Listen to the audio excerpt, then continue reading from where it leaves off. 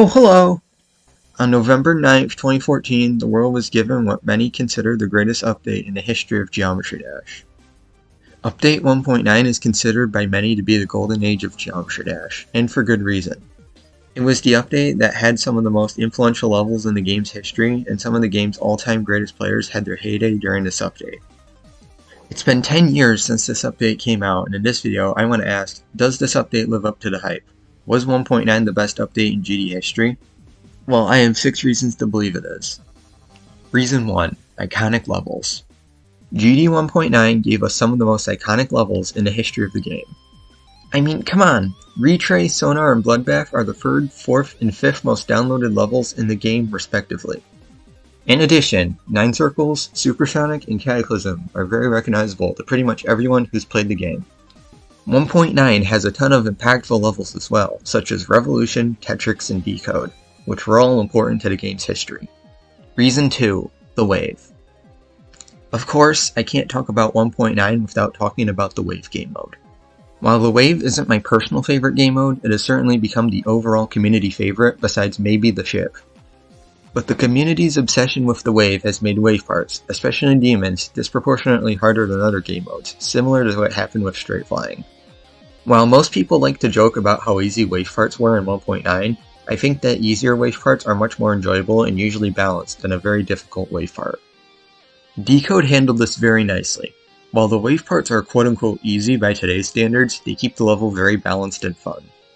Despite all that, the wave game mode has significantly impacted many aspects of the game, like wave challenges, slope-based gameplay, and it has led to a significant rise in the skill ceiling. Reason 3. The editor was more limited than in 2.0. Of course, everyone knows that Update 2.0 added features that caused an extreme expansion in what was possible to build in the GD editor. Additions like infinite color channels, moving objects, and the alpha trigger caused a significant shift in what was possible to build in the editor. Honestly, I prefer how limited 1.9 was. I think that limiting what the player could build, like with having less decoration options and only 4 color channels, led to much more creative levels overall. I think that some of the ways people use the limitations of 1.9 to their advantage are absolutely genius, and these genius ideas were far less prevalent in 2.0 because of the lack of limitation. Reason 4. Newgrounds.